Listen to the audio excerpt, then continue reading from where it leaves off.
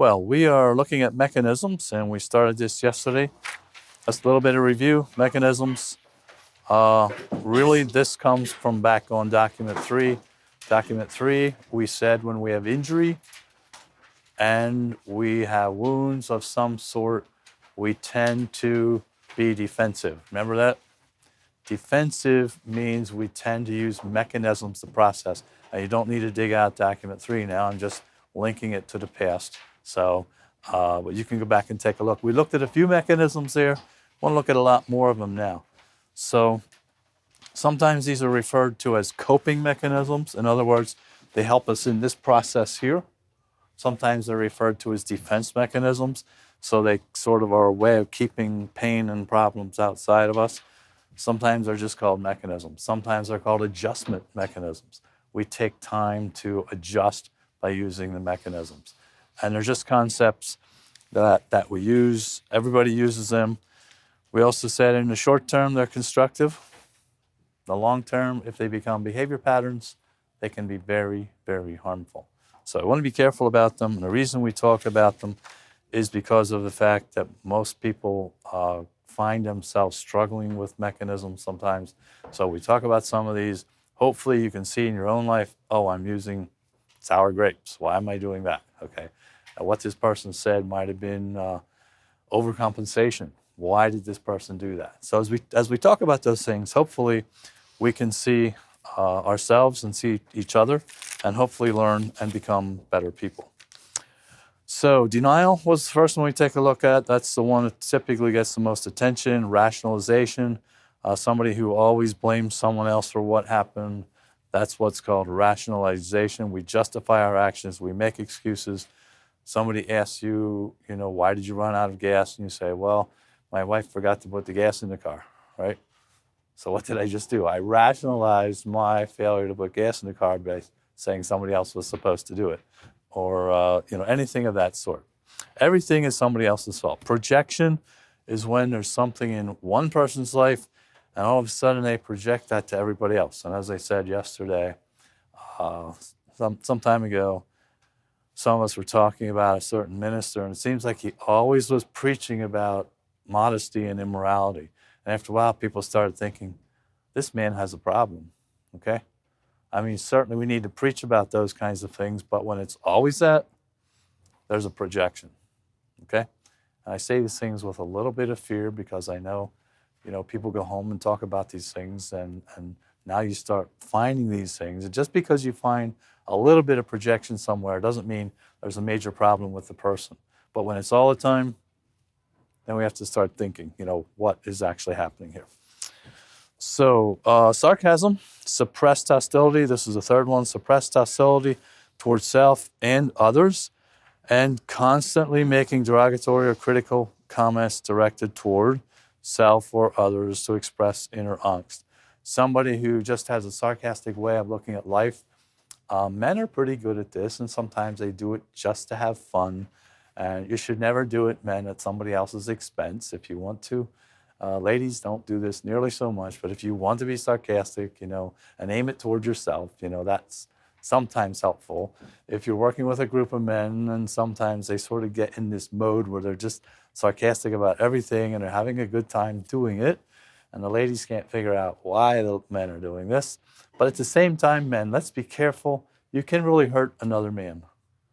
Because another man, say there's 3 or 4 or 6 men working in a group, and somebody's just constantly sarcastic and everybody's laughing, that doesn't mean everybody's enjoying it. The sarcasm can really be biting, can really be hurting, and especially you get in a relationship, marriage particularly, or a business relationship. Be careful about sarcasm. It can really, really bite and hurt and take a long-term toll on somebody's life. So what we would think is that there's something going on inside the person. There's some kind of hostility that maybe you're aiming towards yourself or aiming towards somebody else, and the way it's coming out is with these sarcastic comments. Okay. Displacement. Displacement's very curious. We talked about it a little bit before, where the classic illustration is you come home from work and you're upset, and the cat's on the porch, and you kick the cat off the porch, okay? Overwork that illustration, but what about if you're upset, maybe you're your girlfriend doesn't like you anymore, and you get in your truck and you smash the accelerator to the floor and burn some rubber off the tires, right? Okay, that's displacement. You're not mad at the truck, but the truck's going to take the abuse, right? Jamming gears and that sort of thing. You see this among young people sometimes, young men. Aggression that's directed towards something. Like I said, you can take a hammer and smack the workbench really hard. Sort of a display. It's not that you're mad about at the hammer or the workbench, but you might be upset about a customer who's not cooperating. And so when we do these kinds of things, we're actually displacing. So as we're working with people, or you're thinking about your own life, and maybe you're crying, or maybe you're angry, or maybe you're acting out in a certain way, stop and think, what am I doing? I remember a young man who went to the funeral of an old lady, and he cried and cried and cried, and was trying to figure out what was going on. Well, it turned out his girlfriend had broke up the relationship just a few weeks before, and he was bottling this up inside, and all of a sudden he got to a sad situation, and it all came out. Was he really sad that the old lady died? No, I don't think he could have cared about that. I mean, she was a nice lady. He was at the funeral, but you're working with somebody like this, and they can't figure out why they're doing this. Well, you start asking questions, and you find out it's being displaced. Maybe in a marriage or in a relationship, one person may be acting inappropriately, and you're trying to find out why. Why are you upset with your wife, or why are you constantly nagging your husband? And so we look into their lives and we discover, oh, okay, well, there's a problem over here that's frustrating this person. And since they don't know how to deal with the problem, or they're not dealing with the problem, they displace those energies against somebody else. Okay. So it happens with aggression.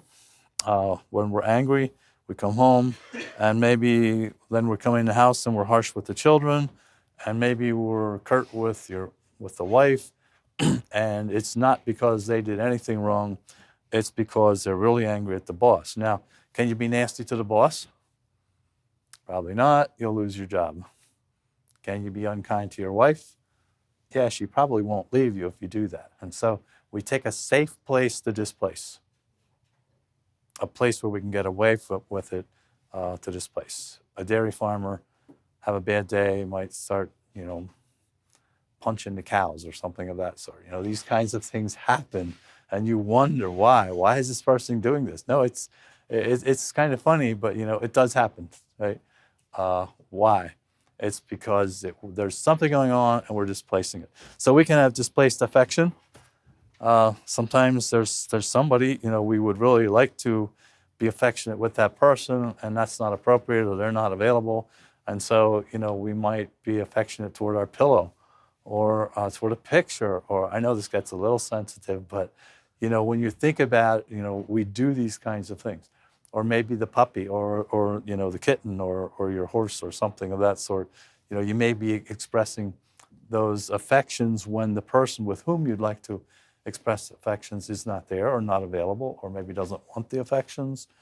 Or you get a child who has so much need for affection and need to express affection, and this person has no way to do it. Well, you provide them with a puppy, and all of a sudden, what?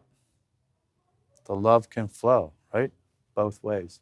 Or a horse. There are places where they have camps, where they have horses, worn out race horses, and they put children there who are struggling, and these horses are not good for anything except the glue factory. And so they put them there with these children, and the children love the horses. And the children have a sense that, and when I say children, I mean up into the teen years, I don't mean really little children, but they love these horses, and the horses love them, and the affection can flow. It's so necessary. But it's displaced, okay? This was affection that should have gone to mom and dad, and should have come from mom and dad. Animosity, sometimes the anger. We have anger towards something, and there's just so many areas in which this can happen. We have anger towards someone, the animosity can start flowing against. You get a businessman who's always upset with something. You hate to walk into his place of business. I was going to get a radiator fixed, and I talked to a local mechanic, and he said, I wouldn't go into that shop. You go in there, and he's grouchy all the time. Well, I went anyway. I wanted to see, he does good work, and I wanted to see, I wanted to see this man. I never met him before. And he was a little grouchy, So what's going on? There's some animosity, there's some basic problem. And I guess he takes it out on the radiators and the customers. I don't know. So these things do happen. Anxiety is another one. Anxiety where there's something inside of us that just keeps us kind of, we're not quite sure, we're a little bit scared all the time. Every situation we get in kind of gives us fear. And you know what? There's something behind that. It's not necessarily that going to Bible school is something that should make us afraid, or buying a new car should make us to fear, or meeting some new friends should make us afraid. But there's some level of anxiety that gets placed into that situation. Anger. Here's kind of a fascinating story that goes with this. I don't know what years this would have been, but probably back in the 50s, at least in the 60s. Did you ever hear of Tom and Jerry? Everybody know? Okay, Tom and Jerry. Everybody knows about Tom and Jerry. Well, Tom's this big cat, right? And Jerry's this little mouse. And so what? Tom's there ready to pounce on Jerry when he comes out the mouse hole. Meanwhile, what's Jerry doing? He's 3 stories up, pushing a brick off the ledge, right? And it hits Tom right on the head. All you see is this big grease spot. And Jerry feels so good about himself, right? It's sort of an uneven battle. But how did this get so popular? Well, sociologists tell us what happened was that in the days when factory workers were just so oppressed, and there was this big cat prowling around the place in the form of the boss, and you better get to work, and you better get to work, and you don't get a break, and all this kind of thing. And they live with this all day long. And then they'd go home, they're just like worn out from this cat chasing them around, the boss chasing them around. And they turn on their 13-inch black and white grainy television and watch Tom and Jerry. Okay? And all of those anxieties and angers get displaced into the story on the screen. Does that make some kind of sense? It really makes a lot of sense. And it got so popular with those workers because they were dealing with this every minute of every day. And then to just sit back and put your feet up and watch you, the little mouse, beat up this big cat, was just, it just sold to the American public just like that. So it's something we use. It's something that we, can make a little fun out of. But when we do these things, we should start asking ourselves, what's going on inside? So you find yourself, really upset. I remember one guy literally threw a hammer out through a window. There's something going on, okay? So somebody comes to you, some of your friends talk to you and say, oh, I'm having these issues, and they tell you about some of these things they're doing. Think displacement. Don't just blame them for what they're doing. There's something happening. Regression. Regression is returning to an earlier place perceived as unthreatening, reverting to less mature behavior to avoid reality or to secure pity or to find security in a less threatening job or position. The classic illustration is you have a 3-year-old, 3-year-old's potty trained, you have a baby, and all of a sudden the 3-year-old is not potty trained anymore. Ever see this happen? This kind of thing happens, okay?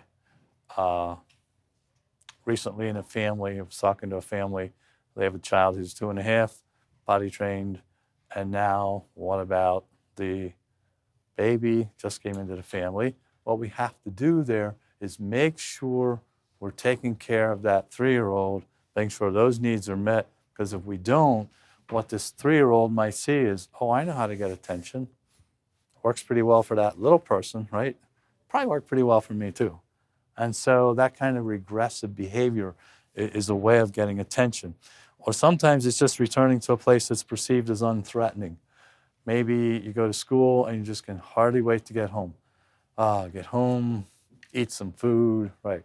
Sit on the couch, read a magazine, or go sit in the backyard or something of that sort. It's easy for us when we get into a situation where it's threatening or harmful or painful. It's so easy for us to go back to a safer place. Very, very common. Maybe you've been advanced to a position at work and you've done a good job at every level. They kept advancing you on to the next level. And all of a sudden you get to a place where the stress is too much. At this level, too much stress. You're really not cut out to be a manager.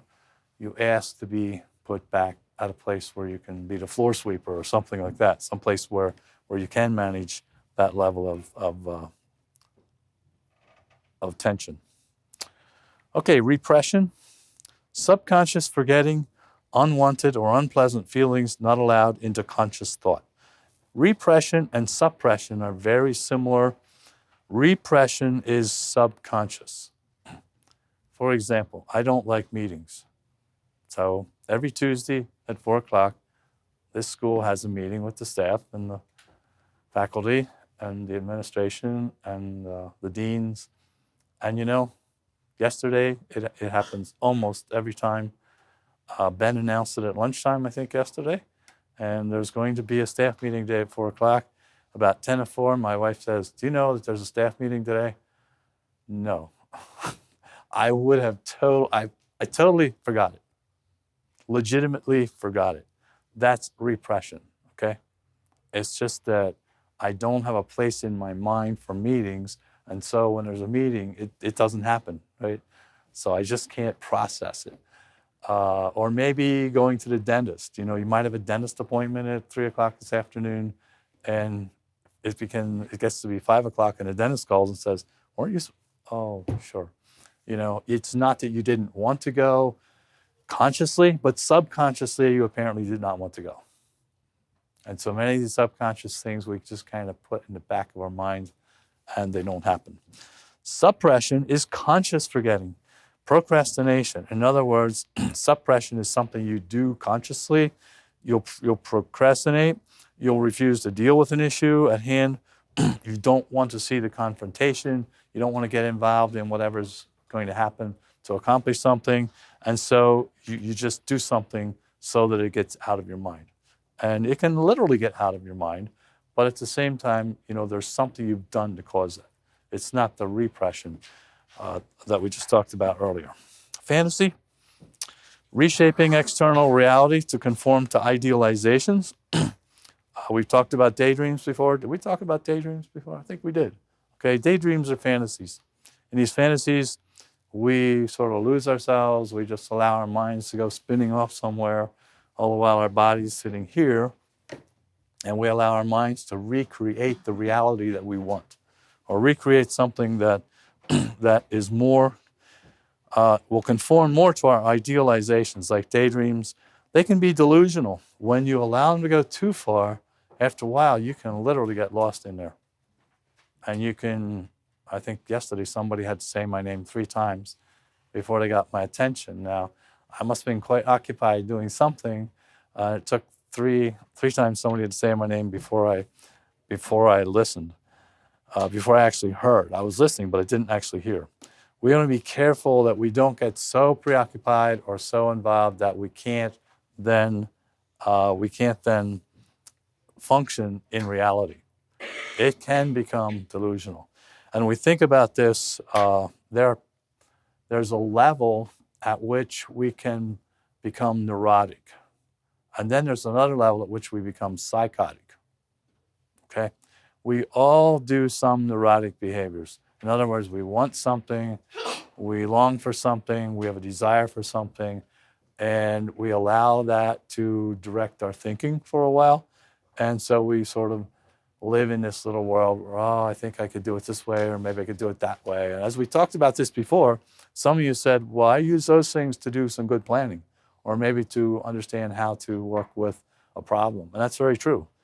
But if it goes beyond that, and we get so neurotic that we're really not quite present anymore, and we sort of get out of touch with reality, you can slip into psychosis. And when you slip over the next edge into being psychotic, we really did lose you. Your body's still here, but your mind is somewhere else, and we don't know how to bring it back. So the joke in counseling is that psychotics, neurotics build castles in the sky. Neurotics build castles in the sky. Psychotics live in them, and psychologists collect the rent. And so We have to be careful that we don't get caught in some place where we're so delusional. And this happens, and it happens to people in plain churches. Somebody's sitting there, and you're trying to find their eyes and find out what's back inside there. Really difficult. So we want to be careful that we stay close to reality. It's okay for us to daydream sometimes. We all do that. But we want to be careful we stay close to reality and don't allow ourselves to get pushed into neurosis, and for sure not into psychosis. How do we do that? Basically by facing what's there. Sometimes the pain gets so great. I remember a story, true story, where this young man was whipped so ferociously by his father. His father had a barrel, and he would drape his teenage son, over this barrel and just whip him. And the boy, in his own words, he said, I would just allow my mind to go out of my body. And he created a whole nother universe in his mind where he lived somewhere else, where he wasn't there. Because it's too painful to think that this is really what's happening to my body and this is really my daddy who's doing it to me. You can't process that. And so he allowed his mind to go someplace else. And then after the pain was over, his mind would come back. Sometimes people in sexual abuse will do this because they just can't believe this is really happening and they can't process it. And so because they can't process it, their mind literally goes somewhere else until that abuse is over, because they cannot get together the idea that this person whom I trust is actually doing this to me. And so there are pains and injuries even among our own people, where people can become delusional because of that level of pain.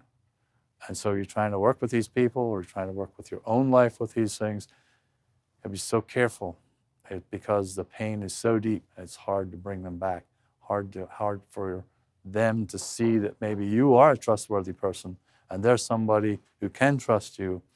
And I've seen this happen where the person is just so subdued. When you look at them and their eyes are kind of glazed over. Have you ever seen this? And they're just not quite there, and they don't trust you, they don't trust anyone because of the injuries that they've had.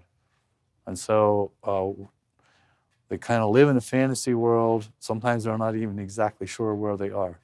But I have seen those people. I've seen some of those people with enough love, enough care, you being honest and trustworthy, bring them into a safe environment.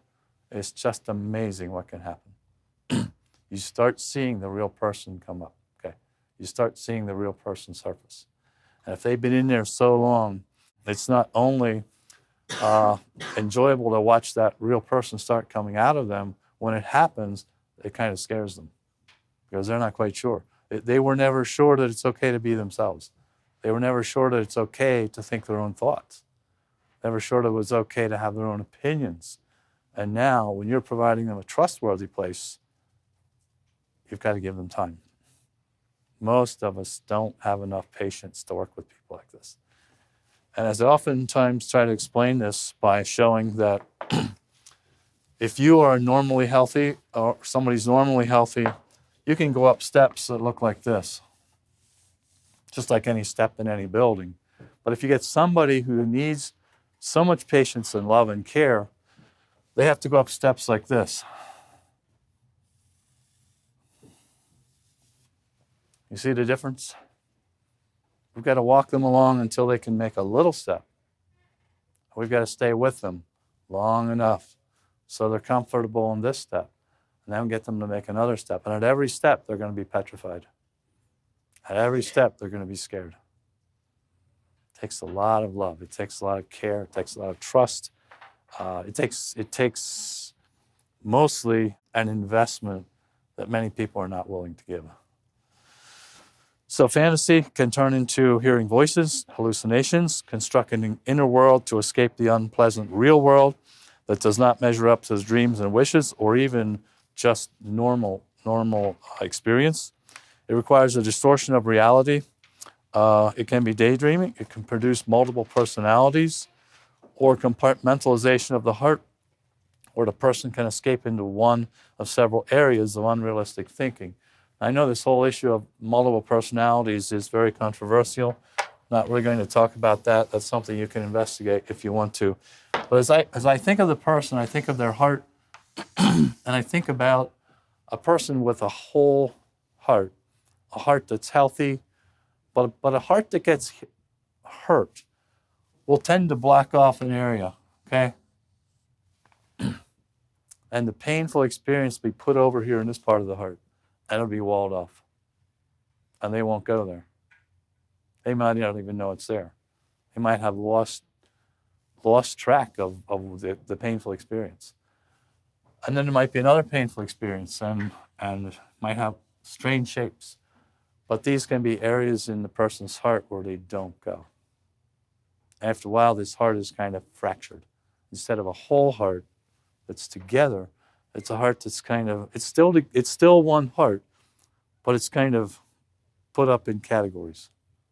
Different categories and rooms in the heart, and where people don't even go into. And sometimes they'll go into some behavior that you won't understand. What's wrong with this person? And if you can talk with him, get close enough to them, and they trust you enough, you can maybe find out that there was an experience that wound up creating this situation. And if they can remember it, you can go back into it, and you can talk about it.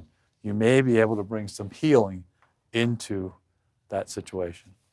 Sometimes, the heart gets so damaged that you actually get a heart that's kind of splintered and torn apart, that people really need healing so badly because the heart is really in several pieces. And we'll probably talk about that a little more as time goes along here. So the question, as I understand it, is that what about being involved in sarcasm, where you might work with a group of people and they're being sarcastic. Some of it's directed towards you. You laugh along with everybody else. You think you're okay. Some years later, you start feeling the pain of that sarcasm. That's not uncommon. And many times we can't remember why we're upset. And that's why people go into counseling. And you don't have to do this by going into counseling. You can talk to a friend about it. But people who do some counseling are typically a little more sensitive to this. And they're finding you've got to struggle with something in life.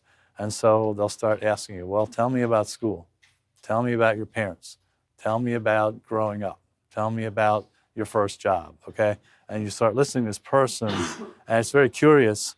It's very curious that many times as people are talking like that, you ask them questions about different parts of their lives, and they're sitting there calmly, no, that was okay. And all of a sudden, you ask them a question about a certain area, and you'll get a reaction. They'll put their hand at their face. You might see a red blotch on their neck. It's amazing to see these kinds of things happen. You'll see them put their feet on top of each other. Okay, they don't know they're doing all this. They'll take their hair in the back of their head and start twisting it. All kinds of things. They don't know they're doing it, but now you're at the right place, okay? Then you start asking them what it is. And yes, I've seen this happen. Somebody was treated in a sarcastic manner. They thought it was funny. Later on, they realized that it really did hurt. And sometimes it doesn't take very long. Sometimes, even though they're going along with it because everybody's laughing, you can find one person can be the brunt of all the jokes. Somebody's short. Somebody's tall. Somebody's hair isn't the same color as everybody else's. Somebody has a speech impediment. It's just amazing, all those little tiny things, and we can start aiming some of the sarcasm or jokes toward that person. They laugh along with it, but watch carefully. Many times they don't think it's funny. I'm thinking of something now. I know it's time for a break, but one of the things we study about is body types. There are 3 basic body types. I wasn't thinking about saying this, so I have to think about, we have endomorphs, ectomorph,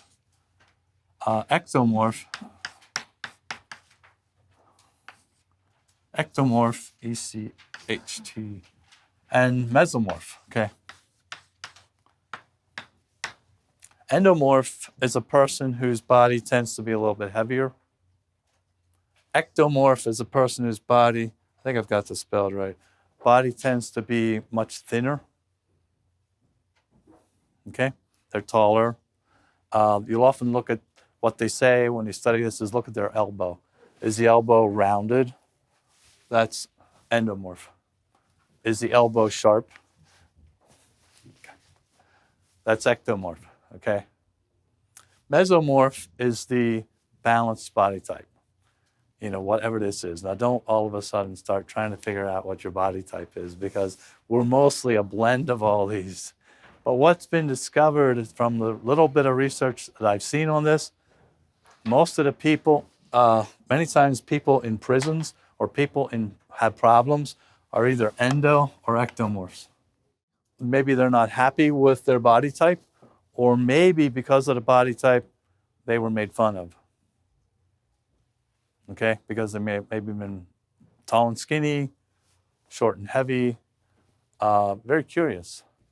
And so these are the kinds of things that social scientists look at. They say, well, these things can create situations where somebody becomes the brunt of a joke or sarcasm or something of that sort. And many times when you look at that, you see, oh, maybe there's a reason why that person misbehaved then. Okay, it could have to do with the fact that they were not accepted because they didn't look like most of the other people. Okay, there was a question here during a break about what about someone who just constantly is unable to perform and live? They get an opportunity after opportunity. They just can't do it. So my question was, well, what's the background? Well, this person's been in prison. This person does not know his real father. This person has been raised by a step parent. The person has been handed everything that they could imagine.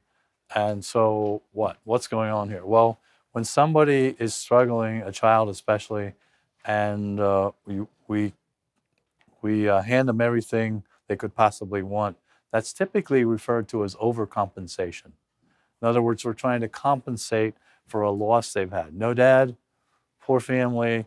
What do? We start compensating, but we go too far in overcompensating. Where you often see this is at McDonald's, where there's a playground, okay? And you see a man there with 2 or 3 or 4 children. And the children have all kinds of things that he just took and bought them. You know, this is his weekend with the children now that he and his wife are divorced, and his wife has a boyfriend, and the children live there, but once a month he gets the children. He takes them to a store and buys them all kinds of gadgetry, takes them to McDonald's and buys them Happy Meals, and then they play in the playground, okay? Overcompensation. What this boy should have been doing, this man, I'm sorry, he should have been doing was living with their mother, his wife, and creating a home for them. Then when you don't create the home, then you overcompensate to try to produce something so they have something. And so this person you've been talking about, somebody overcompensated. Now he thinks you're going to hand him everything. He doesn't have to be responsible. And so you're going to get those kinds of behaviors. Well, he probably will wind up in prison again. What can you do? You know, trust and love are 2 things that go together. Truth and love go together, but trust and love go together. And if somebody can know that you love them enough to learn to trust you, but how many times has this person's trust been broken? And so now, when you're trying to work with somebody whose trust has been broken, they're very difficult to work with, and they will tend to prove that you're wrong. You tell them, no, you're a special person. God loves you. They're not believing it. And they'll try to prove that you don't know what you're talking about by misbehaving, by not accepting what you're saying, by slapping you in the face, by stabbing you in the back. Remember these little steps? Can we get them on those little steps? If we can probably start seeing a change. If we can't, probably we can't. A heart that's hurt and wounded is so hard to regain, especially when it happens as a young age. A child who's been hurt, wounded, injured. Remember our cycle of secure attachment? Remember that? There's a reason why we talk about that. Secure attachment cycles are very important. You have a need, the need's recognized, you've expressed it, the need's met, brings you satisfaction, brings you security, and we go through that. And we need it all the way through our lives. We need it when we get old and live in a rest home. You still need that, okay? We still need it all the way through our lives. So when we don't have it in early life, we develop insecure attachment cycles, and then how do you go back through there and prove that we can attach? Okay, very difficult. Long term. Many times these people will say, oh, I'm better now. Well, I hope you're better now, but most of the time they're not. Most of the time it takes a long period of time for them to regain what they've lost. And they want to be better because they want you to accept them. They want to be better because they want to be normal. But as soon as that person who you're trying to help them, they want to be better, they're acting better, they get in a crisis, what happens? They get in a crisis and they regress. Remember, we have some words in our minds now, right? Regression. Okay? They regress. Why do they regress? They found a way of dealing with pain before. Well, now they're better. What they get, as long as you're taking care of them and everything's fine, you're holding their hand, you're walking them along, you're cooking their dinner, okay? You're really nice to them, you're giving them what they want, everything's fine. You put them in a crisis situation and they go back into that regression. It just can happen just like that. It's a safe place to go. They've found that alcohol's a safe place. They've found that drugs are a safe place. They've found that pornography is a safe place. They've found that gambling's a safe place. Okay, it's not a real safe place, but it's been safe to them. Okay, so many challenges in working with people, but you know, God loves us. He cares about us. He works with us. He gives us time, and we need to give that to other people. At the same time, we do need to bring them to the truth. It's the truth that will set you free. Is that right? We made that point, I think, on day one here. Jesus said, you shall know the truth. Truth will set you free. We saw it in the life of Joseph. Did he tell his brothers the truth? I'm Joseph. What was the next line? Whom you sold into Egypt. That's pretty abrupt truth, isn't it? That's very abrupt truth. He was taking care of them. He was gentle. He held their feet to the fire. He made sure they were okay, but the truth was there. Okay, and so we need to do that also. All right, let's move along and we'll discover some more truths here, hopefully. Idealization, attempting to locate, but never finding the perfect spouse, church, physician, food, home, whatever it is. Many people go through life. There's always something around the turn. There's always something over the next hill. There's always the perfect something. And every time you meet them, they've got it, okay?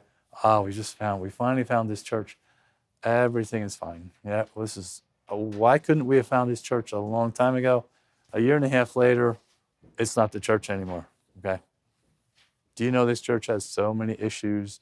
And so, you know, we can go through those things all the way through life. Idealization, hoping and looking, attempting to locate something that's perfect in this life.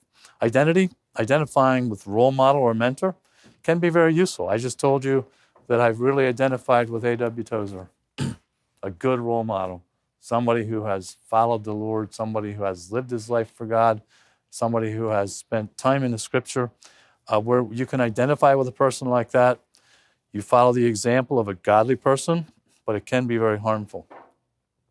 When you get in a blind, lockstep behavior, and you choose a poor role model, and I hear too many, especially men, talking about professional basketball players, professional football players, maybe professional, even counselors, okay? And they're identifying with somebody whose model really is not going to take you closer to God. We're going to be really careful we don't do that. We're going to be careful we don't just get in a blind lockstep behavior. You know what I mean by lockstep? Somebody's in front of you walking and you're just walking right in their shoes. They take a step, you take a step.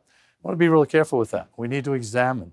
Paul says what? Follow me as I follow Christ. I want to tell you that. You follow me as I follow Christ. Where I don't follow, or we're all in trouble. Okay? examine, like the Bereans did. They examined the scripture to know if what they were hearing was true. So we want to be careful. You get a poor role model, or you get negative peer pressure. You get a cult or gang activity. Even in a church, you can get a leader who is taking people the wrong direction, but he's very charismatic. He's very sanguine. He's a person people like to follow, and he doesn't allow anybody to challenge him. And you're following that person, this is really the recipe for a lot of heartache and trouble, and sometimes for sin. Moving on, reaction formation, saying the opposite of what's really in the heart, bragging about your wonderful husband when the truth is he might not be, okay? Now you want to say nice things about your husband, you want to say nice things about your parents, you want to say nice things about your children. Sometimes it's parents with children. My son, he's got the best farm and he's making the most money and all that kind of thing. You might hear somebody say, when you get people talking like that, be careful. Okay. Reaction formation. Some years ago, and you'll see this in the news sometimes, some years ago, a particular situation, a mother was so distressed, she put her children in seatbelts and drifted the car into a pond. And the children drowned. And she was on national television saying how much I love my children and I'm grieved for them and I just don't know where they got to. Somebody stole my children. And what? Was it true? That's reaction formation, okay? You're saying one thing, but your behavior is telling a totally different story. Okay, so we'd be careful we don't get caught in that kind of thing. Compensation, making up for inadequacies by excelling in other areas. Maybe a frail child becoming good at art because they're not good at sports. And, we all do these kinds of things. It's not wrong to compensate. It's just be careful when you're compensating. You don't get into overcompensation where you're providing overmuch attention to make up for a lack of real loving relationship.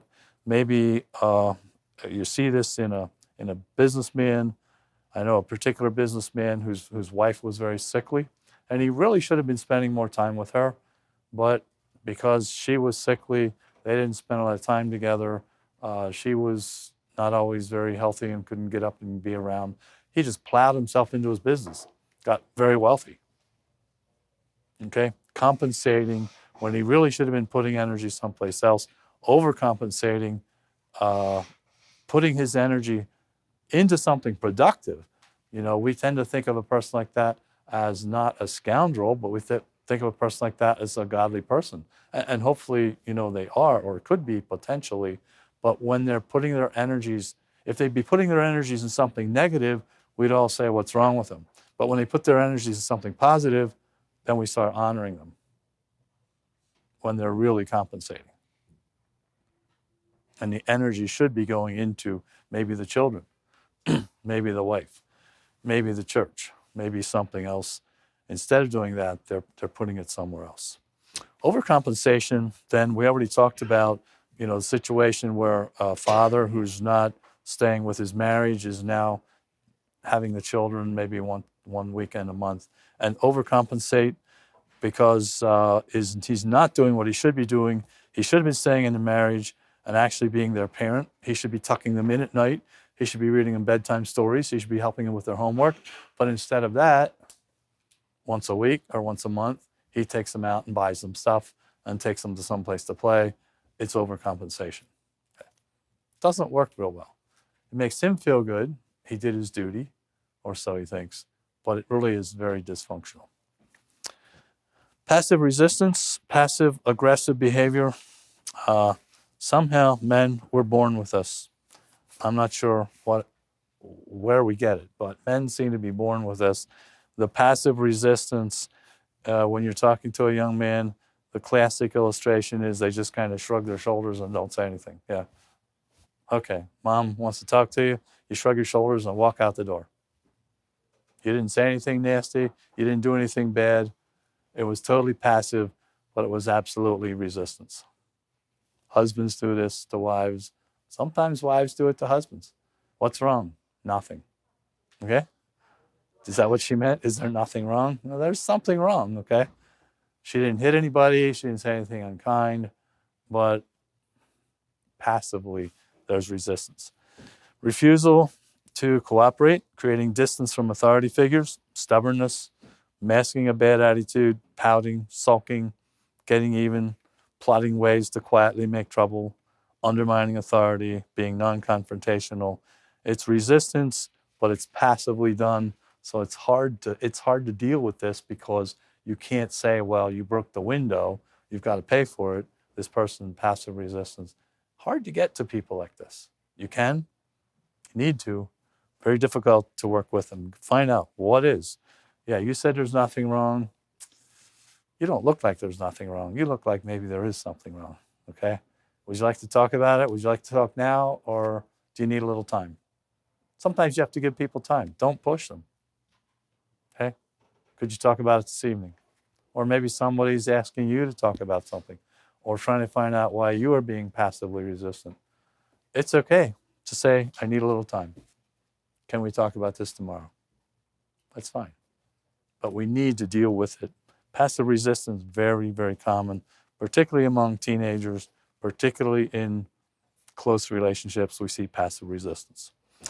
Procrastination, refusal to deal with something or to see the need to deal with something, putting things off, pretending the issue is not important. It's a bad habit to get into, okay? We all do procrastinate sometimes. It's a form of denial. I've got too much homework. I'm going for a walk. I'm going to take a nap. Okay, fine. We need that. But at the same time, if you don't take care of it, eventually it's going to catch up to you. So short-term procrastination can be helpful. Long-term procrastination is going to cause you a great deal of trouble. Insulation, adopting a barrier to buffer unpleasant experiences or to prevent people from getting too close. We can use intellect to insulate ourselves from the people around us. We can use humor. We can use wit. We can use our appearance. You have a young man or a man, he's kind of the strong, silent type. You know what I mean? He's just quiet. You hardly dare talk to him. And and some people are that way, but some people are putting on an air just to keep you away. Or you get the tough guy type approach, especially with young men. And doesn't have to be young men, can be older men, can be ladies. They can take a tough approach. Let's don't mess with me or you're going to have trouble, right? And they live that way, and it keeps people away. After a while, you don't want trouble, so you stay away from this person. It works really well, that insulation, keeping away. Or the pretty girl approach, where this person just always has everything. And just because somebody has everything neat, that doesn't mean they're doing something bad, okay? It doesn't mean they're insulating, because some of us are just really neat and some of us are not quite as neat. But when you're using that to create a barrier between yourself and others, that is what we think of as insulation. I remember Don Crable's a man that I consider a friend. He's a very commonly known Anabaptist instructor. And I remember when I taught school, I would take students to different places to see different churches, and we'd go to Elizabethtown College, where he was one of the instructors there. Also had risen to some important posts. And I remember we were walking across campus going over to the Young Center where he teaches, and I saw him coming across the campus to meet us, and I said, "Oh, Dr. Crable." And he said, please, it's Don, right? He didn't want the insulation, okay? Now, with his students at the college, you better call him Dr. Crable or, your grade's going to suffer, probably, okay? But when he saw us, a group of Brethren, Mennonite young people, he didn't want the insulation there, okay? He wanted to be recognized as one of us. And it was just a gripping and graphic illustration of where somebody has insulation that they've earned, but they took it away because they wanted to make the connection, okay? Self-righteous thinking, where you're better than somebody else, constantly depreciating other people's behavior in order to conceal or to prevent thinking about and dealing with one's own spiritual shortcomings. These things can cause insulation around us, where you're always the best person, you're always the most spiritual, you're always the best Bible student, you're always the most prepared, you always have the sharpest answers in Sunday school, you're always the person who knows how to do everything. And so we're making sure that everybody knows that we are there, and many times can use that as insulation between ourselves and other people. Sour grapes, this one comes from some stories that you probably read when you were in school or your parents read to you. Anybody remember Aesop's fables? Anybody remember the sour grapes story? There was this fox and there was a crow or a raven or something, right? And the fox is eating grapes, but foxes can only jump so high and they're not very good at climbing trees. And so, and the bird is up top, right? Saying, why don't you eat the ones up here? They're so nice and big and blue and the sunshine on them. And the fox says what? They're sour. Are they sour? Why does the fox say they're sour? He can't reach the grapes, right? So if you can't reach the grapes, then you either have to say, I can't reach them. In other words, there's something wrong with me, or else you have to say there's something wrong with the grapes. So you say the grapes are sour. Now you don't feel like you want the grapes anymore. Okay? And so sour grapes is something that's very commonly used where your mind changes. Your mind changes its perception so that its belief is consistent with the situation. So, you know, I can remember some situations where maybe this young man is telling us, you know, how he thinks this young lady is so nice and attractive and so on, and everything, there's just nothing wrong with her at all. And so he asks, you know, if he can date her, and the answer is no. And so 2 days later, you talk with him, and now what? Well, he didn't really like her anyway, right? She's not really so pretty, okay? So what's happening? What about the man on the job here, and the man on the job, he wants the promotion. There's going to be a promotion, right? They're buying a new machine, and they need somebody to run the new machine. There's going to be a raise in pay, and he wants it so badly. He's talking about it, and you know, next week they announce who's going to run the new machine, and it's not him. Now what? He wouldn't run that machine if they paid him twice as much, right? You know, those machines are dangerous. You know, you shouldn't even have one in the shop, okay? So this is the kind of thing that can happen to us when, did you ever see anything like this happen? Okay, yeah. So when we can't have something, what we do, instead of saying, I sure wish they would have thought I could handle that machine, and I wish they would have, I wonder what was wrong with me that they didn't pick me. That's not usually what we say. Usually what we say is, you know what, that wasn't a good idea. You know, they shouldn't have bought that. They shouldn't have bought that new vehicle or whatever. So I want to be really careful as we go through life. If there's something we can't have or we don't receive, maybe we should just ask ourselves, you know, what is it about me? Instead of thinking in terms of, I wonder, you know, why it didn't happen. So we change. The grapes are good, but we change the grapes in our mind. The grapes are sour. So sour grapes is something that got to be really careful about. It can happen to any of us. The opposite of that, of course, is the sweet lemon. And I use this one because my farm equipment either belongs in a junkyard or a museum or something. And so, but I tell people I really like my old tractors and I like my old baler and I like my old stuff, you know. So it's pretending to like the things you have, even though you wish you had better things. Okay. And so you act like, oh, this truck is pretty good. You know, it'll probably last, you know, until the duct tape falls off or whatever, but or till the bale wire breaks and doesn't hold the fender on anymore. So pretending you like things you have, even though you really wish you had something better. It's okay to like the things we have, but when we make too much of a case of it, you know, we're really doing the sweet lemon thing. Or saying your husband or your boss is the best, even though the person treats you unkindly. Telling people you like your old lawnmower when you really wish you could have a new one, and so on, and so on, and so on. Isn't it amazing how we do all these kinds of things and kind of don't think about it? And you know, there are just pages of these. We're looking at a few of them. On the next page, intellectualization. People who really know can speak in simple terms. And that's something I think about when I'm teaching something like church history. Some of you are in church history class. So the other week we had a guest here in church history class, and we had some big words bouncing around in the room. And, do the students know the words? And when you're used to something, you use words and you don't think about it. But we have to be careful that we don't just intellectualize and use big words or complicated concepts so as to make sure that we keep people guessing as to what we mean. The people who really know do not have to use big words. You can, if you really know a subject, you can bring it down to a common level.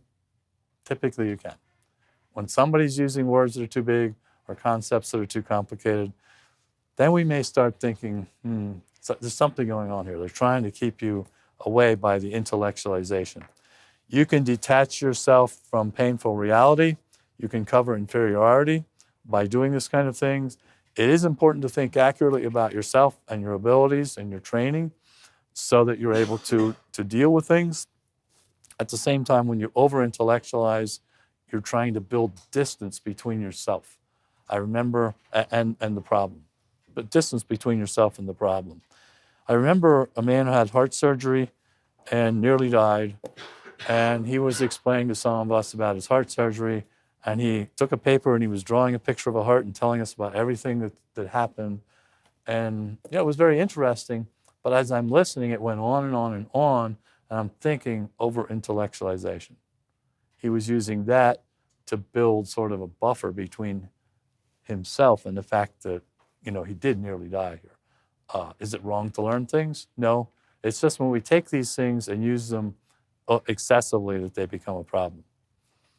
Acting out, allowing feelings to surface and being expressed physically, which is not always wrong, but sometimes we learn to use these things to keep people away, like crying, hitting, biting, yelling, misbehaving in physical ways.